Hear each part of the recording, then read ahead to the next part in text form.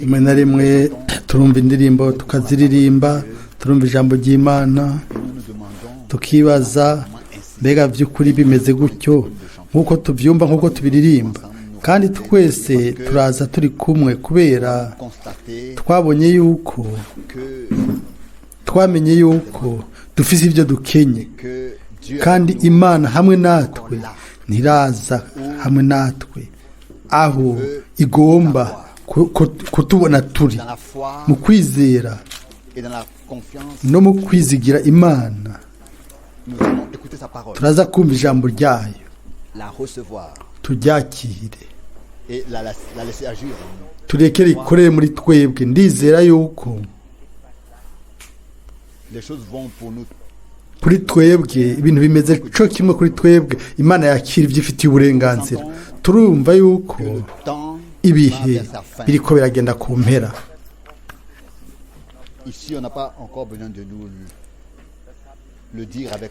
Ntawe ukeneye kubitubwira ashimitse biciye mu byanditswe, kubw'ibimenyetso by'ibihe turamaze kubimenya. Ubuhanuzi bwa Bibiliya buriko burasohora hose mu buryo bwose, mu bice byose. Umuntu ntashobora guca iruhande atamenye ivyo. Umuntu asoma ijambo ry'Imana akaba arizi. Ikibazo twibaza rero ni iki gikurikira: mbega dufise ibango iryahe Imana yaduhaye? Mbega dufise ibango irihe Imana yatujeje? Twebwe abo muri kino gihe tumaze kumva ijambo ryayo rihishuye, tukaryizera, tukaryakira. Ntituza hano kugira ngo gusa dukine umukino mu idini canke ngo tugire imibonano nk'uko abanyamerika babivuga, aba bavugane babonane. Oya, tuza hano kubera turakwegwa, hariho inyota dufise yo guhura ukundi gusha n'Imana n'umwimenyerezo musha n'Imana. Ndafise amashimwe ku bw'ejo. Ejo Imana uno munsi kandi Imana ifise imigisha mishasha. Umuntu agomba kujana n'Imana agomba kujana n'ivyo bibiri ashikamye kimwe n'ikindi. Ntagomba ku ruhande rumwe, ntagomba kwidundari kubwiwe ngo yibaze ngo nta kintu na kimwe azi, nta kintu akeneye. Oya, ivyo ntibihagije. Agomba ahubwo kwizigira Imana, akaraba ku Mana, akamenya yuko Imana ari y'ububasha mu banyantege nke, yigaragaza, igomba kwihishura nk'uko yabikoze kera. Ni muri ibyo byiyumviro rero tuza gukorana, kuko tugomba gufata umwanya muremure mu masengesho hamwe n'Imana. Mwene data Branham yaravuga ati, urashobora gukora ibintu byose cyane, ukarya cyane, ukanywa gose, ukaririmba gose, ukavuga byinshi, ariko yaravuga ati ntushobora gusenga cyane, ntibishoboka. Kandi mu masengesho turondera by'ukuri mu nyonga h'Imana, kandi tukavuga ati Mwami, ukugomba kwawe kuranguke, uvuge, umbarire ubwanje, ushobore gushira ikiganza cyawe kuri je mu buzima bwanje, unjana aho ugomba komba ndi. Kumbure bibaye bikenewe mu minsi nk'iyo gushira ku ruhande ibyumviro by'isi n'ibintu by'isi, ukabishira ku ruhande muri ino minsi, maze ibyumviro byacu n'amajambo yacu yose n'ibiganiro bikagira karimbi mu buryo ku bintu by'imwemu, maze tukavuga ibintu by'umubiri iyo bikenewe gusa. Dutegerezwa kugura uburyo tubugwiza muri ano masaha tuza gukorana. By'ukuri abacunguwe bategerezwa kubaza umwami, gusaba umwami ngo bagirire ubuntu. Turahaguruka kubwo amasengesho. Haracariho imitwaro idasanzwe tugomba kuzanira umwami mu kwizera no mu gutinya nous venons au trône turaza de la ku grâce ntebe y'ubuntu qui est aspergé du sang du sacrifice. yamijwe amaraso y'ikimazi. Te remettons cette réunion, tuguhaye kino gikorane mwami aussi toutes les requêtes, n'imitwaro yose toutes les prières, n'amasengesho yose. toutes les demandes. Sauveur, mucunguzi mukundwa, pour chaque promesse, tu t'es isezerano ryose warifashe ko nk'ingwate. Amasezerano yose y'Imana ni ego kandi ni amina. par Jésus-Christ notre Seigneur. Kubwa Yesu Kristo umwami wacu turagushimiye kubw'ivyo. Tu connais Urazi chacun individuellement. ingorane z'umwe wese muri Notre bien-aimée sœur, katwe kiwe mwami.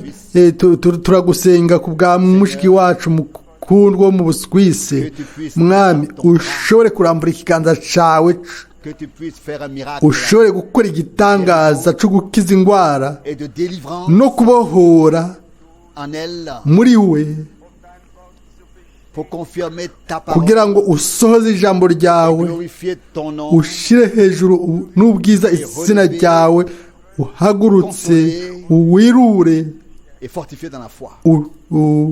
utange inkomezi mu kwizera. Mwami, urazi ibibazo bitandukanye byinshi, turagusavye ushobore kugwiza ukwizera kwacu muri wewe ku gikorwa wakoze cyo kuducungura mwami, Que nous puissions dushobore considérer l'ennemi comme kubona umwasi nk'uwatsinzwe. Amen. Nawe nk'uwanesheje Golgota, watsinze Golgota. O mwami, ushire hejuru izina ryawe. tu as rendu ta parole grande et glorieuse. Ijambo ryawe warishize hejuru mu bwoko bwawe. Turagusavye Que le temps soit arrivé dans lequel igihe gishike aho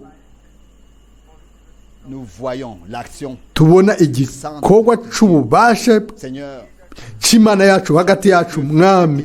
Umwe wese arashobora gukora umunsi mukuru w'ibikorane akumva ubutumwa bwiza ahantu ariho hose, ariko ils ont écouté turagomba kukumva ta parole. ijambo ryawe by'ukuri. Ijambo ryawe Nous te voir marcher turagomba parmi nous. kukubona ugendagenda hagati yacu. Écoutez, nous voulons écouter. Turagomba kumva ico mwemu abwira ishengero. Et nous voulons Turagomba nous soumettre à la correction de ton esprit. kuja munsi y'ugukosorwa kwa mpemu wawe no kurongorwa kwa mpemu wawe mwami. Uze wakira ibyo ufitiye uburenganzira, usabe ubwoko bwawe Produis en nous une conséquence. muri twebwe, utange ukwiye kwiyegurira byuzuye ku gicaniro cawe. Voici, Seigneur, tu sais, Eraba mwami, urazi nous voulons que marcher turagomba twebwe kugenda turongowe na mpemu wawe. Udufashe à le faire.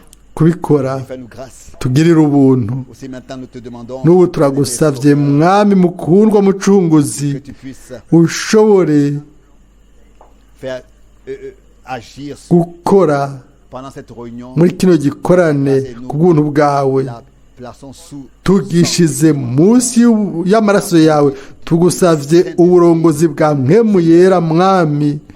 une seule parole qui sort de ton sanctuaire. Ijambo ryawe rivuye ahera cane rizodusumbira amajambo ibihumbi. O mana yanje, Que ta parole soit ijambo ryawe vivante. ribe ibifungurwa bizima kuri twebwe no guhishurirwa. O mwami, turagushimiye kandi Pour l'occasion kubw'amahirwe que nous avons de ayo dufise yo gukorana, que ce soit haba une communion gufatanya avec toi, hamwe un nawe, amour, birimo urukundo rwinshi kuko waradukunze. et nous avons la grâce de nouveau de t'aimer. Twagiriwe ubuntu bwo kugukunda. Turagushimiye n'umutima wacu wose yuko Tu as accompli la rédemption watanze kuducungura. Waravuze dans la nuit, muri rya joro dans ta mort. Tu as dit mu c'est accompli. gupfa kwawe, waravuze uti birarangiye.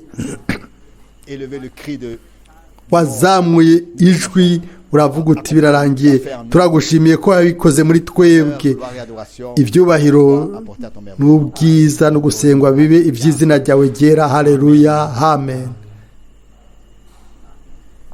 Je l'aime, je l'aime. ndamukunda Je l'aime, ndamukunda je l'aime. ndamukunda.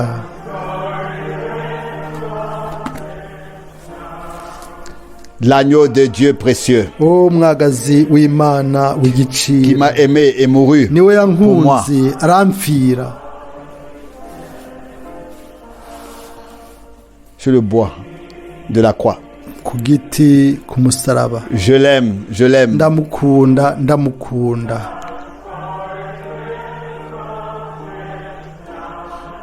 L'agneau de Dieu précieux umwagazi qui w'Imana m'aima et mouru w'igiciro pour moi yarankunze arampfira sur la croix ku musaraba à Golgotha. i Golgotha. Amen. Amen. Amen. Amen. Nous nous asseyons. turicara.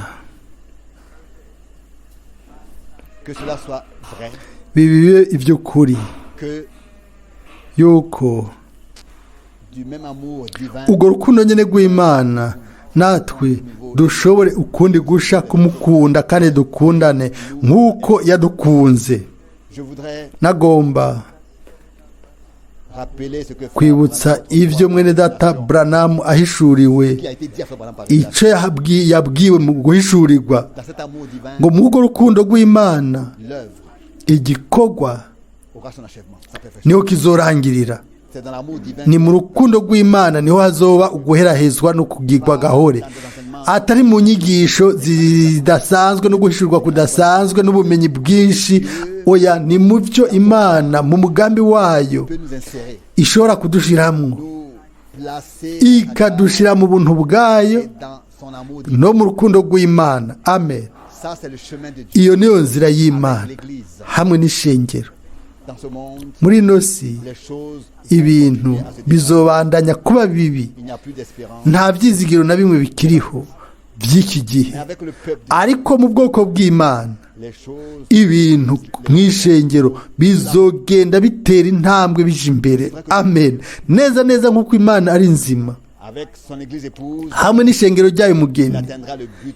izoshikira intumbero y'ubwiza Si nous mettons notre izwi neza.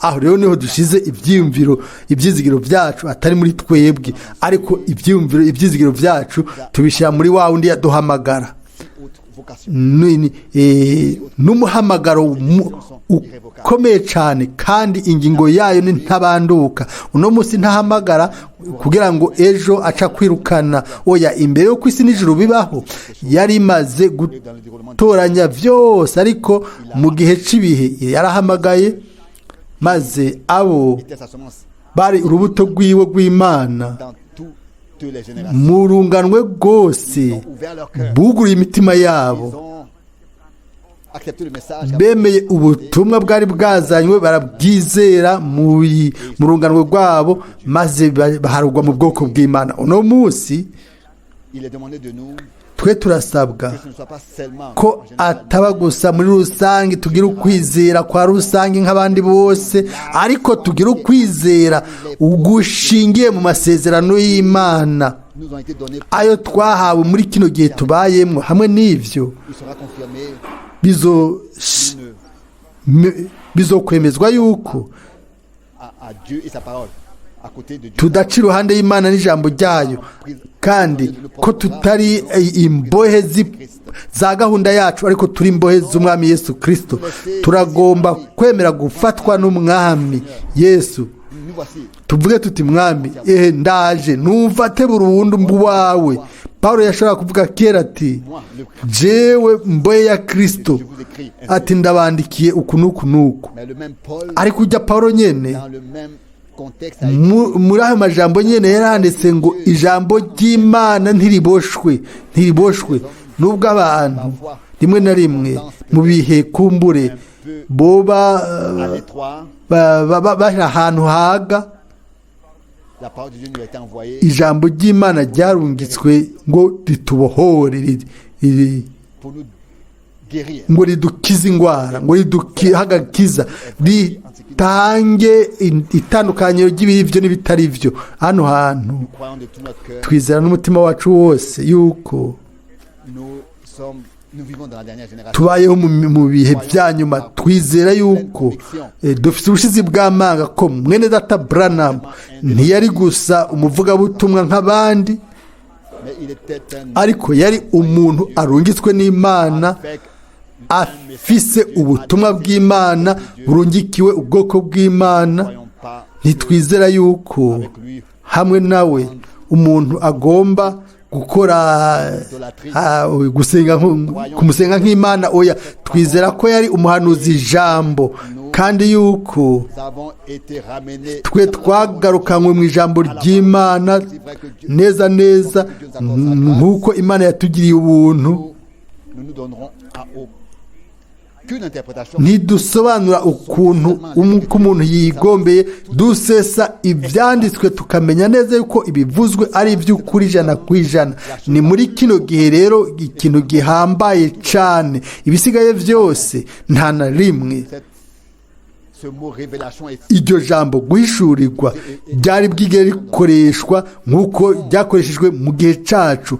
turashobora guheba ibyo bintu byose byiswe uguhishurirwa iyo bitavuye mu byanditswe ngo tubigarure mu byanditswe byera. uguhishurirwa kose kuvuye ku Mana kuzanwa n'ijambo ry'Imana na muhemu w'Imana akaduhishurira ijambo, akariha ubuzima muri twebwe, akaduhishurira mu byanditswe ibyo Imana yagabiye gukora hamwe natwe.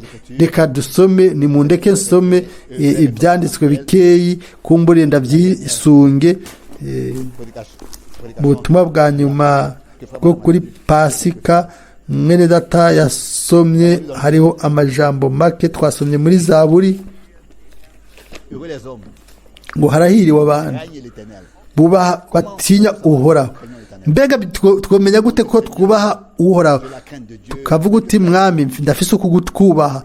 mbega nibyo by'ukuri? cela sera ibyo prouvé bizogaragara gute ko dufise gutinya Imana, que cette crainte maze ko uko gutinya Imana dufise est alors le commencement koba ariyo ntango y'ubwenge bw'Imana, niyo ntango y'ubwenge bw'Imana. c'est ainsi que les Écritures le disent. uko niko ibyanditswe byera bivuga ngo gutinya Imana niyo ntango y'ubwenge. atagutinya Imana Et ils veulent, n'est-ce pas, abantu baragomba donner aux autres leur sagesse. guha abandi ubwenge bwabo. ubwo bwenge rero nta ntango n'imwe, ntacyo bwo tumarira. ubwenge bw'Imana bwa mbere buratunganye, Bible, vous pouvez le lire dans burimwo amahoro. murashobora kubisoma muri Yakobo 3. la sagesse divine n'a rien à voir à faire avec ubwenge bw'Imana nta na kimwe bupfa bupfana no ku muntu afise ukuri. oya, iyo Imana tugiriye ubuntu mu ijambo ryayo, aho rero tuca tugira ugutinya kwera kw'Imana, tukabyakira nk'uko Mose yakiriye ayo majambo. Mose yabwiwe ngo kura inkweto zawe kuko aho uhagaze nahera. kubera iki aho hantu harahera? yari ahagaze kuko Imana yera yari kumwe nawe, yari ngaho, à écouter ce qu'il lui a kandi yari yiteguye kumva icyo yabwiwe mu kanwa k'Uhoraho. si umusozi wera, si ahantu hera sol vient du pays canke igihugu canke isare. oya, ni Imana yera. iyo yegera ubwoko bwayo et qui sanctifie ikeza ubwoko, mbere n'icyumba ishobora kweza byose. aho rero tuba turi mu nyonga hiwe hera, tukaba twumva ijambo ryiwe.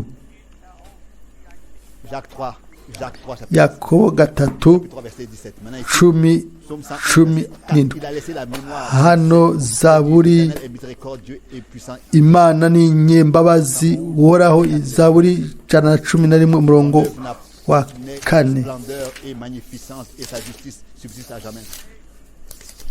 Le verset 3 maintenant, le verset 4, il a laissé la mémoire. 4 yatumye ibikorwa byiwe bitangaje byibukwa. uhoraho n'umunyabuntu yuzuye imbabazi. yagaburiye Souviens toujours. abamwubaha, azokwama yibuka isezerano ryiwe. Vous voyez que tout murabona yuko byose s'enclenche bifatanye ensemble. hamwe. Tout ce qui est divin, Icy'Imana cyose kigenda kiroranye n'ikindi.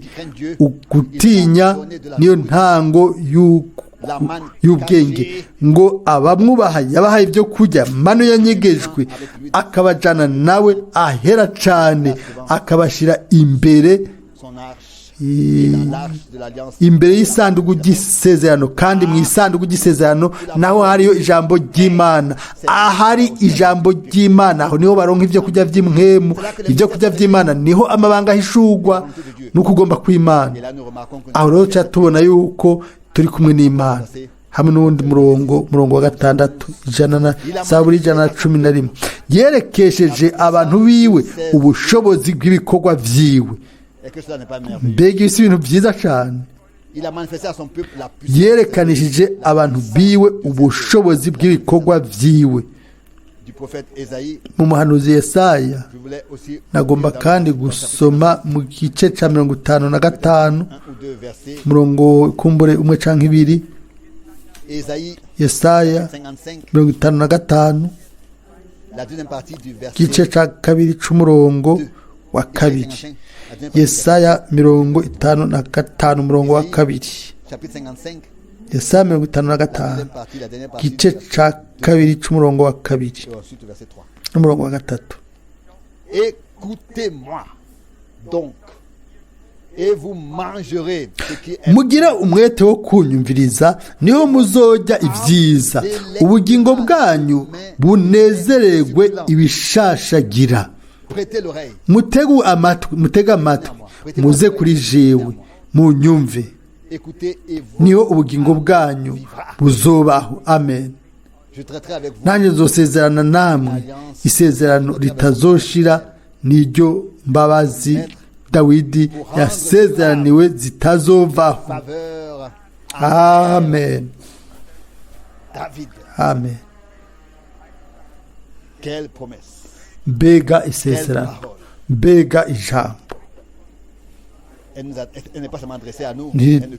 tubwiwe gusa byanditswe ku bwacu aha ni twebwe hano twubwirwa uno munsi turagomba gutega amatwi yacu atari gutega amatwi abantu atari kumva abantu canke umugwanizi ariko twumve umwami wenyene umwami ariko arasaba ubuzima bwacu aleluya agomba yuko twumwumva icyo agomba kutubwira abantu barafise ibintu bavuga byinshi ariko ivyo icyo gikora gusa no gutera ingorane gusumba ikindi kintu cyose umwami n'ijambo ryiwe ntarigera agirira nabo umuntu ariko igihushane yafashije yahagurukije abo bantu bononye yabagaragarije imbabazi ziwe n'ubuntu bwiwe n'urukundo nimunyereke mu byanditswe vyera aho umwami yashobora guhura n'umuntu canke aho umuntu yahuye n'umwami umwami ntamugaragarize ubwiza bwiwe n'ubuntu n'urukundo ukundi gusha iyi niyo bwina bw'ubutumwa bwiza mu bikorwa mu gutangaza ubutumwa bwiza twerekana umwami nk'uwabambwe ariko niyo bwina bw'ubutumwa bwiza hanyuma mu bikorwa byose umwami ibyaherekeza umwami turasoma ukundi gusha ingene y'umunyebuntu n'umunyembabazi yashobora kubona abantu Bibiliya ivuga ngo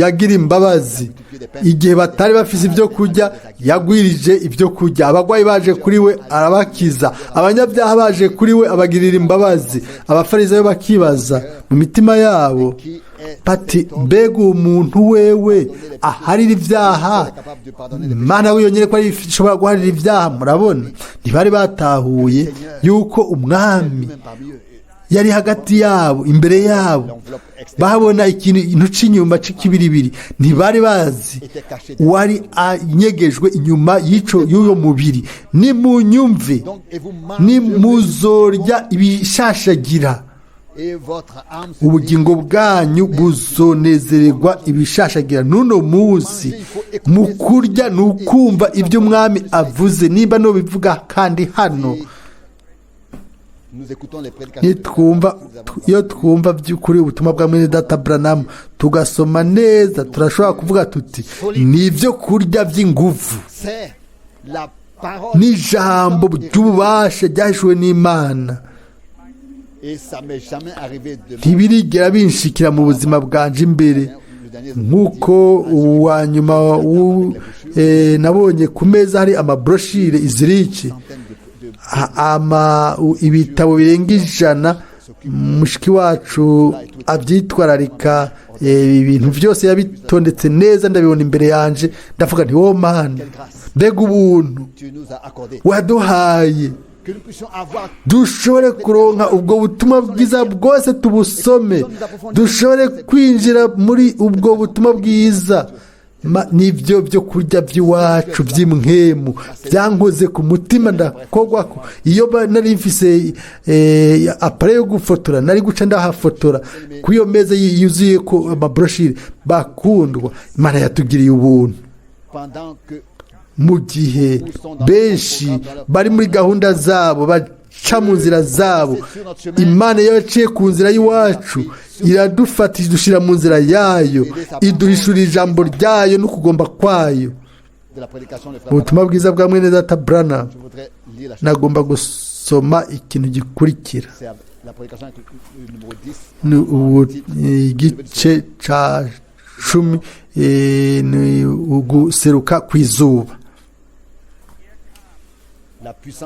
Ububasha bw'Imana butanga ubuzima, yaraje ngo adukize kugira ngo ahe ubuzima imbuto zatoranijwe, izo Imana imbere y'uko isi n'ijuru bibaho yari yaratoranije, yari yarageneye abo amazina yabo yayanditse mu gitabo c'umwagazi wakebwe imbere y'uko isi n'ijuru bibaho. Abo bariho batagira ibyizigiro, ariko ntibaje gusa ngo babe umugisha kuri bo, ariko kandi kugira ngo basangire na bose umugisha wiwe, kugira ngo basangire umugisha wiwe hamwe n'imbuto zatoranirijwe. Ni icyumviro cyiza cyane. Ntiyaje gusa kugira ngo abe umugisha, ni ukuvuga akize indwara, abohore, ariko yaraje kugira ngo asangire hamwe n'abiwe urubuto rwatoranijwe umugisha wiwe, kugira ngo aduhe ubuntu bwiwe, tubwiremo umugabane mu ijambo ryiwe, mu bushobozi bwiwe, mu migisha yiwe. Hano hariho ibyiyumviro bibiri bidasanzwe. Kimwe ni uko urubuto rwatoranijwe rwari hano ku isi, ariko rwagomba gucungurwa, gukizwa, hanyuma rukagarukanwa, rukazanwa ku Mana. Icyumviro cya kabiri ni uko umwami, umucunguzi wacu, yasangiye imigisha n'ubwoko bwiwe. Niba twarahezagiwe aho rero n'umugisha uvuye ku Mana, umwami yashoboye kubwira Aburahamu ngo nzoguhezagira, uzoba umugisha. Mbega isezerano! Ku bw'ubuntu bw'Imana turi urubuto rwa Aburahamu, turashobora guhezagirwa tugaha abandi umugisha twahawe n'Imana. Mbega niyo nyota yawe, guhezagirwa? Ndasubira gusoma iryo ryungane kundi gusha. Ntiyaje gusa kugira ngo abe umugisha, ariko kandi kugira ngo asangire n'urubuto rwatoranijwe umugisha wiwe, ngo asangire n'urubuto umugisha wiwe. Bwa bukozi nyene, kububandanya, gutanga rya jambo nyene. Hari ubwami bumwe bw'Imana, hari ishengero rimwe ry'Imana nzima. Mwami wacu, yego, yaravuga ati hari ukwizera rimwe yakoresheje ishengero rimwe. Yavuze ngo nzokubaka ishengero ryanje, amarembo y'ikuzimu ntazorinyiganyiza. Amen. Bazogerageza, essaient de tous les moyens. ikuzimu bazogerageza ibyo bashoboye byose, Nous sommes sur le ariko chemin de la foi. turi ku isi y'ukwizera, turi ku isi y'intsinzi, n'amarembo y'ikuzimu ntazoshobora kugira intsinzi ku ishengero, kuko umutwe w'ishengero ni Yesu Kristo. Yaranesheje, yaratsinze amarembo y'ikuzimu na kuzimu. Yego, ubwo nibwo butumwa bwiza bw'umwami wacu Yesu Kristo. Byanditswe byera biravuga ngo iki, ngo watsinzwe n'uwundi agomba kumujakarira. Yego, agomba kuba umuja wiwe, ariko twizera yuko umwami yanesheje, ko yanesheje rupfu na kuzimu n'umugwanizi Satani. Amen. Natwe turi munsi y'amaraso y'isezerano rishasha, dufite uburenganzira ku masezerano yose, ku byo Imana yadusezeraniye byose. Aho rero umugwanizi n'ikuzimu barashobora kurakara, ariko n'umugwanizi ni umwasi amaze gutsindwa. Ibyo turashobora kuba tubizi neza, nitwizera umwami wacu turashobora guhagarika kuvuga ububasha bwa Satani, ariko tukavuga ububasha bw'Imana bwinshi, maze tukashimira umwami. Aho rero tuzomuzanira nibyo, tuzoca dufata igihe cyo kuzana amashimwe no guhimbaza. Yego, asubira muri wa murongo ngo yaraje kugira ngo asangire natwe, asangire natwe. Amen. Ntibitangaje, ubutumwa bwiza ni inkuru nziza.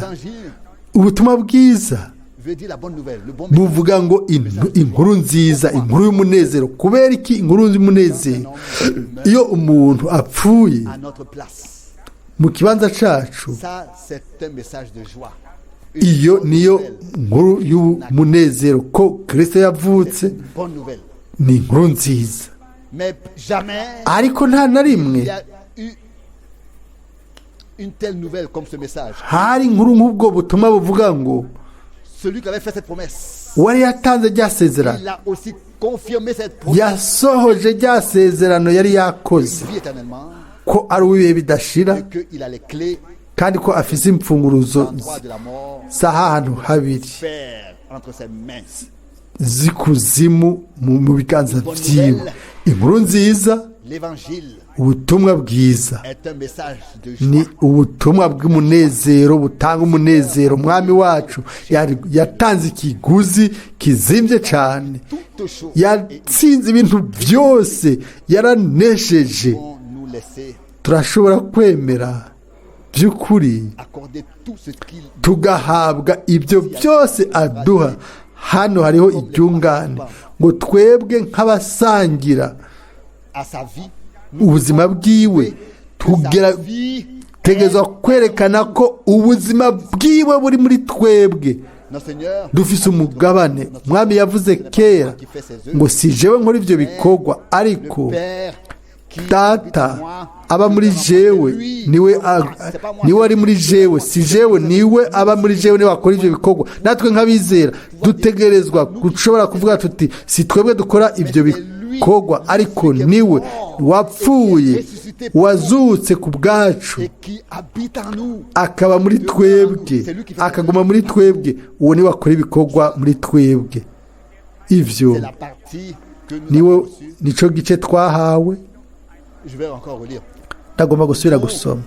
Comme les participants Twebwe nk'abasangira ubuzima bwiwe, mbabarire, dutegerezwa kwerekana yuko ubwo buzima nyene nk'ubuzima bwiwe nibwo buzima buri muri twebwe.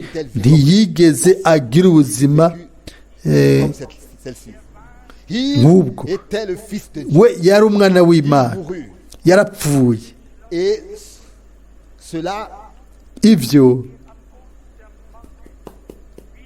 a prouvé qu'il a la vie. byagaragaje ko afise ubuzima, kuko muri cya gitondo cya Pasika yarazutse mu bapfuye. Uko niko twebwe nk'abakozi biwe twahawe nawe ibango ryo kugenda mu isi yose, amen, ryo gutangaza iyo nkuru nziza, ubwo butumwa bw'umunezero yuko ariho, ko ari muzima. Haleluya! ni gute twoshobora gutanga ubwo butumwa? Ni gusa n'amajambo, kuko haranditswe ngo ubutumwa bwiza ntibwaje gusa mu majambo, ariko mu bubasha no kugaragaza ububasha bwa Mwemu kugira ngo bwemeze ko ari muzima. Hariho indirimbo ivuga ngo Yesu ni muzima, naje ni muzima nawe. Ngo warupfuwe, mbega ubwoba bwawe buri hehe? Aha hagomba kugaragara yuko twizera nk'uko ibyanditswe bivuga, maze muri twebwe amasezerano ayo twahawe asohore nk'uko amasezerano yose yamwega yasohoje muri we kubwiwe, maze dushobore mu kwizera gutyo tumwiyegurire burundu, twiyegurire Imana, atari gusa kuvuga ngo je nakoze iki na kiriya. Oya, aho rero Imana izohabwa icubahiro. Oya, Imana ntiyo uhabwa icubahiro kuko we wakoze. Oya, Imana ihabwa icubahiro kuko yakoreye muri wowe nanje, kuko we nyene ubwayo yakoze muri twebwe. Mwotahura ko wa munsi benshi bazoza bavuti, mwami ntitwakoze iki na kiriya. Oya, umwami azovuga ati, murambabarira, sindanabahazi, mwe muri bande? Bisobanura ntimwigeze muhura nanje nta na rimwe, turi ba kavantara, ntitunazinanye. Nubwo biri uko, bakoze ibintu byinshi cyane bikomeye bakundwa. Ishengero ry'ukuri ntigiyegurira ikintu na kimwe, nta na kimwe rishoboye gukora, ariko ryiyegurira umutwe, rikavuga ati, mwami, mfata nguyu umunwa wanje, nguyu ngibi ibirenge byanje, ngiyi iminwa, ngibi ibiganza byanje, niba ugomba kunkoresha ubikore uko bigomba, unyoze mu nyonga hawe niho ndi, unkoreshe nk'uko bigomba, nshobore kuronka umugabane mu mugisha wawe, maze hanyuma nshobore guha abandi, nshobore kuzanira abandi. Imana igomba yuko imigisha myinshi nk'uruzi bivuye ahera cyane ku rusengero bize kuri twebwe. Niko avugana na Ezekiyeli hano ngo urushengero ni icyitegerezo ku ishengero. Umwami Yesu niwe mutwe wacu, niwe yaremye uwo mubiri nk'urushengero rw'Imana. Hano twungwa umwe n'uwundi nk'umubiri wiwe, kandi aragomba gusubira kudukoresha, gusubira gukoresha urugingo rwose. Bitegerezwa kuba ubuzima buje muri urwo rugingo, Mwemu w'Umwami akaza nimba ari kuri ibyo birenge, maze hanyuma tuzobona ibikorwa bihambaye by'Imana yacu. Ntituraba kuri twebwe ubwacu, ntituraba ku Mwami. Kandi neza nk'uko isezerano ryose, ijambo ryose ryanditswe ryasohoje muri we iryamwerekeye ryose, n'ijambo ryose ryerekeye ishengero rizosora mu ishengero ku bw'ishengero. Ibyanditswe ntibishobora gufudika. Ubushobozi bwose bw'Imana, ububasha bw'Imana bushoboye byose ntibuzokwigera bunanirwa imbere y'ukudashoboye kwacu. Ukudashoboye kwacu niko kuzonanirwa imbere y'ububasha bw'Imana bwuzuye. Maze hanyuma rero tuce twisuka, shira munsi y'umubumbyi, tuvuge tuti, nungire urwavya rw'icubahiro cawe. Maze hanyuma tuzobona yuko ububasha bwacu no kugomba kwacu atakintu na kimwe bushobora gukora, ariko ni ijambo ry'Imana iminsi yose niryo ryamye rikora ico ryatumwe gukora, rigasohoza ibango ryacu, kuko ntirisubira ku Mana ubusa. Niko byanditswe muri Yesaya 55. Ijambo risohotse mu kanwa kanje ntirizongaruka ku busa ridakoze icyo naritumye ridasoje kugomba kwanje. Mbega si byiza cyane? Ati nk'uko imvura na sheregi bimanuka bivuye mu ijuru bitosubirayo bidashoboye kutosa isi, bitamejeje imbuto, bidatanze ibyo kurya. Hariyo umugisha mu by'Imana itanze. Ubuzima bushasha burasohoka. Ijambo n'imbuto y'Imana. Twebwe nk'abana b'Imana twabyawe n'iryo jambo ry'Imana ritabora. Mpwemu w'Imana nicyo gituma dufise ubumwe, dufise isano, dufise gusangira n'ijambo. Ntidusobanure cyangwa ngo tuzane impari n'ibintu bibiri by'ukuri bitandukanye. Ijambo ku ruhande rumwe, ahandi isobanuro z'umuntu, insiguro by'ukuri. Wabyawe n'ijambo, imbuto y'Imana itabora, wavutse ubwa kabiri, wahindutse, wabaye umuntu musha, agira ubumwe, agira ubufatanye, akwegwa n'ijambo ry'Imana, aca yugara amatwi ku bisigaye byose, agaca yiyugururira ijambo ry'umwami, akumva gusa umwami mu ijambo ry'Imana ry'igiciro.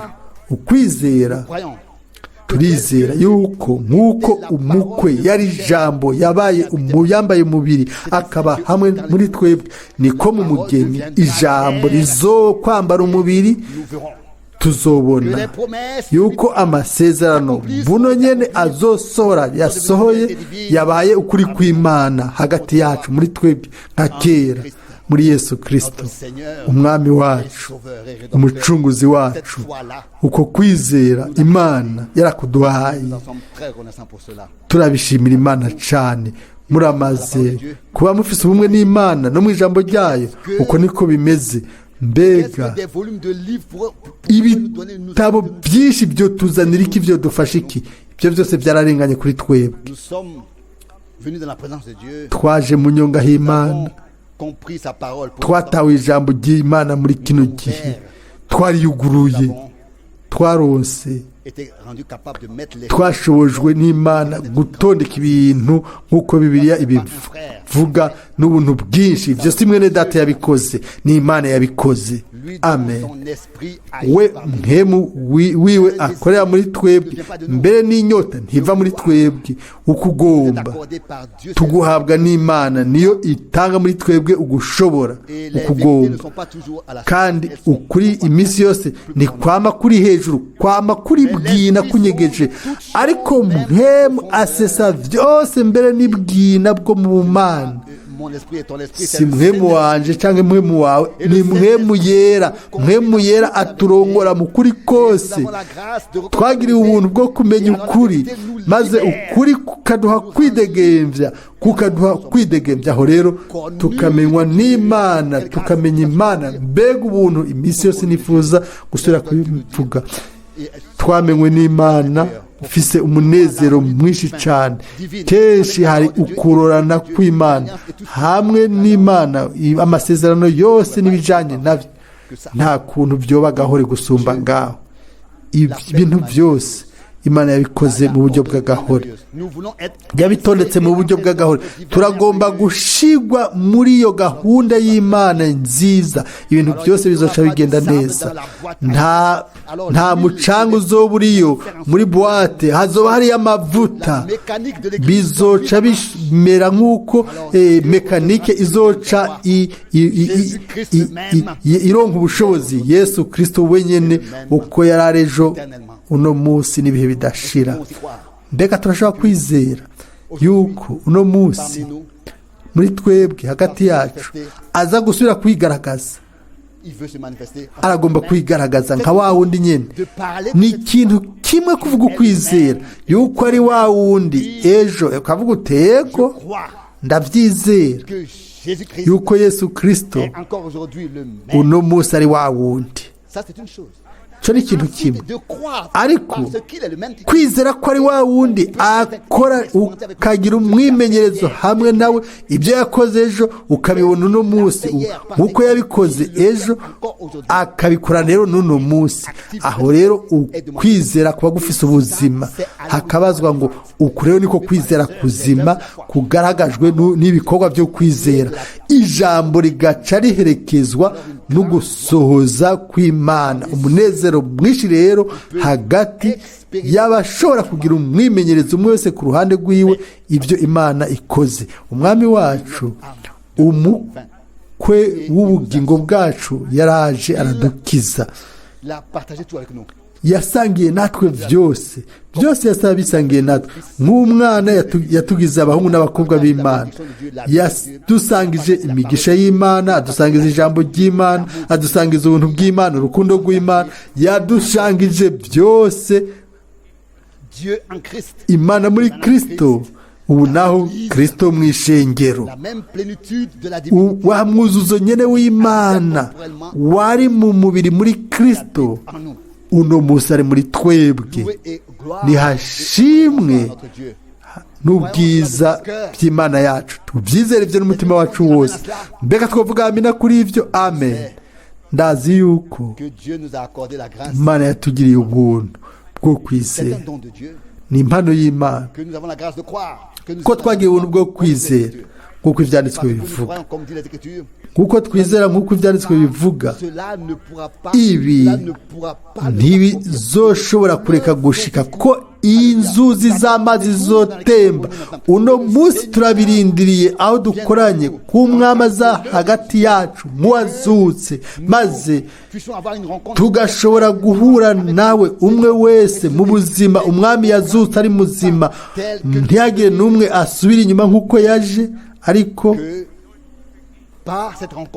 kubw'uko guhura n'umwami muzima dushobore kuba abantu bahindutse, babaye basha. Abagwayi bataye imuhira bakize kuko bamaze gukira. Ababoshwe basubira inyuma bidegembya muhira kuko bamaze kubohoka. Amen. Abazimiye basubira inyuma muhira bakize kuko bamaze gukizwa. Bakeneye gusa kwemera kwakira agakiza kabo no gukira indwara no kubohorwa iby'Imana byose yabahaye. Nagomba kurangiza n'ano majambo yo kugabisha. Twemere ibivuzwe. Amen. Ku bwacu cyane cyane, ntitwibwire ngo yego ibyo kumbure byoba iby'uriya canke nako. Oya, turagomba guha amahirwe Imana itubwire buru twebwe, maze tuvuge tuti mwami mwizigirwa.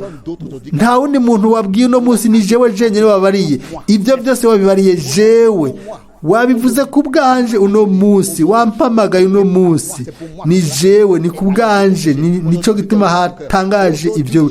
Uno munsi ndakuguruye umutima. Uno munsi numvise ijambo ryawe, naryizeye, ndaje kuri wowe, mure nawe mu buryo bwiharije.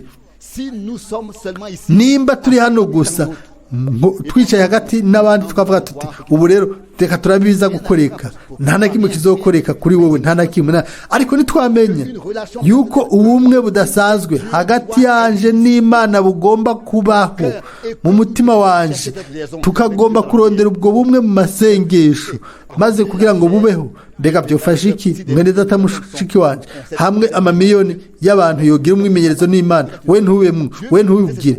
Imana igomba gukoresha ino minsi kugira ngo ituzane twese mu bumwe hamwe nayo, munsi y'amaraso y'umwagazi, munsi y'ijambo ry'isezerano, munsi y'ubushobozi bwa mpwemu yera, twiyegurira munsi y'ikiganza c'ububasha c'Imana, tukavuga tuti mwami, uko ugomba kwawe kuranguke ku isi mu buzima bwanje nk'uko biri mu ijuru. Amen. Turahaguruka kugira ngo dusenge. Tu es digne. Urabereye. Tu es digne. Urabereye. Oh, tu es digne, Seigneur. Oh, urabereye mwami. De recevoir kwakira louange amashimwe et honneur, n'ibyubahiro n'ubwiza adoration. no gusengwa. Oh, tu es digne. Urabereye Tu es mwami. digne. Urabereye Seigneur. mwami. Mwami urabereye. Gloire, gloire. Oh, bwiza, Hallelujah. bwiza, haleluya. Gloire, gloire. Oh, bwiza, Alléluia. haleluya. Gloire, gloire. Ubwiza, ubwiza, Alléluia. haleluya. Que tout soit Oh, pour byose Jésus. ni bibi by'umwami Yesu. Gloire, Haleluya. gloire, gloire, Haleluya. gloire, gloire, Alléluia. Que tout soit pour byose bibe Jésus. iby'umwami Yesu. Alléluia. Haleluya. Seigneur fidèle, Mwami je wizigiwe, te remercie encore ndagushimiye kandi pour ta présence perspective kubwo ukwahano kwawe kumvikana. Mwami, et si proche. uri hafi cyane. Alléluia. Haleluya. Honneur byubahiro n'ubwiza no gusengwa soit apporté à ton merveilleux nom. bizanirwe izina ryawe ryera. Le Seigneur, Mwami mukundwa, les derniers aba banyuma doivent encore être appelés. À ce bagomba guhamagarwa ngo basohoke. que les derniers viennent pour que la Abanyuma baze kugira ngo nation abanyamahanga bose baze, nawe uze uraza abawe. les Turagusabye attirer à toi. ushobore kuba kwikwegera kuri Et wewe, bénis-nous. duhezagire, bananye kuduhezagira. Tu es digne Urabereye et nous, la poussière la plus misérable qui existe sur twebwe abantu par le sang, b'abarushwa tu nous as rendus dignes watugize ababereye ku bw'amaraso. de nous soumettre devant, de nous prosterner devant toi pour ta dupfukamye imbere yawe tugusenge Mwami la Yesu, troupe des vainqueurs umukuku w'abanesheje, umukuku w'abacunguwe. chantera un jour. Bazoririmba umunsi umwe mu bwiza. Oh Mwami, turagushimiye hano Nous sommes kuko sauvés. twarakijijwe, Nous avons reçu grâce. twagiriwe ubuntu, Trouvé grâce. Nous sommes twabonye ubuntu, tuba abana b'Imana. Turagushimiye ku bw'ibyo. donc attendre icyo dukora gusa no kurindira gushika que nous aho dépouillons, nous tuzokwambura, déposons ce corps corruptible. tuzoshira hasi uno mubiri ubora, tukakira umubiri utabora, Aller dans la gloire. kugira ngo twigire mu byiza hamwe nawe. wowe Mwami, ndagusabye ushobore mu bikorane Nous donner d'être tranquilles. kuduha gutekana mu masengesho, Nous puissions repasser ces paroles dans nos cœurs. dushobore gusubira kuzana ayo majambo mu mitima yacu, ntabe ay'ubusa, ntabe ibiganiro by'umubiri, ariko mu nyuma y'ibikorane ayo majambo akoreye muri twebwe. Ubikore Mwami kubw'ubwizigirwa bwawe, uhezagire ubwoko bwawe. Haleluya. Mwami, uri mwiza kuri twebwe, uri umwizigirwa, Tu es merveilleux. uri mwiza cyane. Nous te remercions de Turagushimiye la profondeur mu bwina de nos cœurs. bw'imitima yacu, Dans le saint nom de Jésus. mu izina ryera rya Yesu. Amen. Amen. Amen. Amen. Amen.